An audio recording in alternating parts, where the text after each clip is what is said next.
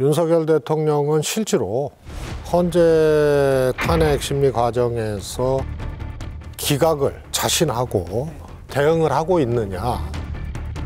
뭐 구국의 결단이라는 뭐 김영원 국방부 장관 얘기나 끝까지 싸우겠다는 얘기나 아직까지 마지막 4차 담회까지도 뭐 사과는커녕 이건 잘한 일이라고 얘기를 하고 우리 국가를 위해서 했다고 얘기를 하고 이게 마치 법률적 대응처럼 보여지지만 사실 이건 장애투쟁하는 메시지거든요.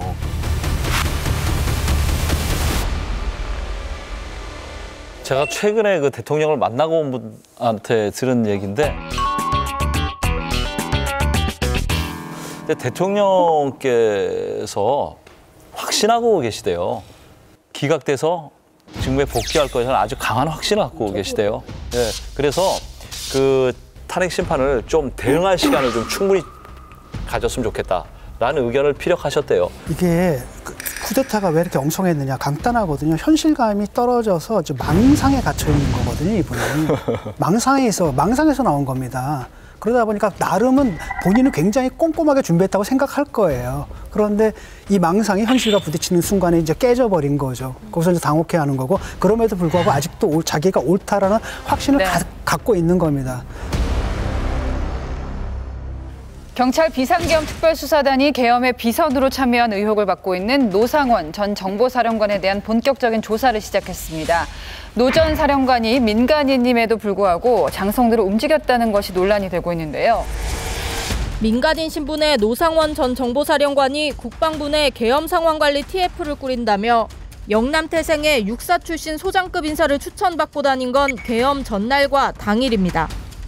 계엄 이틀 전 경기 안산의 한 햄버거집에서 문상호 정보사령관 등을 만나 사전 모의한 정황이 경찰 수사로 드러났지만 노 전 사령관은 체포 전 TV조선 취재진에게 관련 사실을 부인했습니다.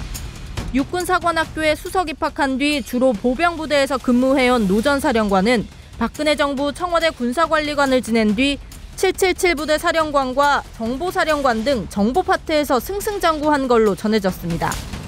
2018년 여군 성추행 사건으로 불명예 전역했지만 김 전 사령관을 통해 군 내부에 영향력을 행사해온 걸로 보입니다.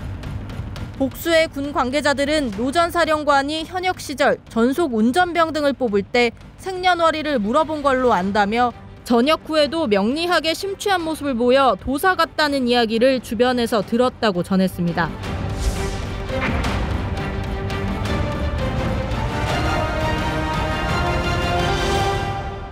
사실 충격적이죠. 민간인이 군내 어찌됐든 위법 여부를 떠나서 비상계엄이라는 중요한 상황에 군사작전이나 이런 것들을 지휘한다는 것 자체가 굉장히 반헌법적이고요.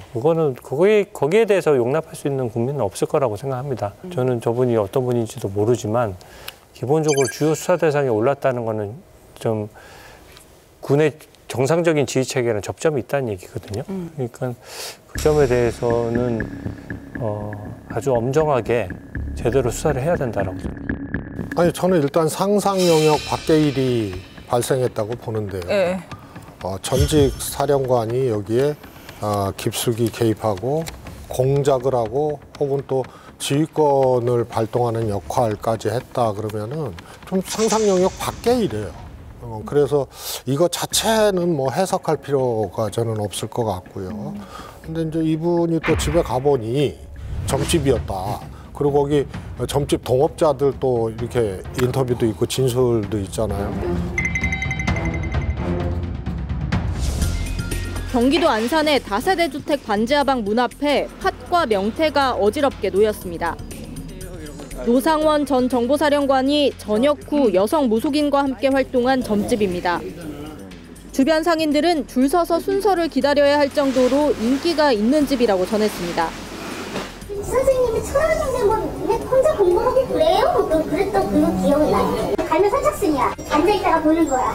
한번 열면 순서 또 기다리면서 나갔다가 오시기도 하고.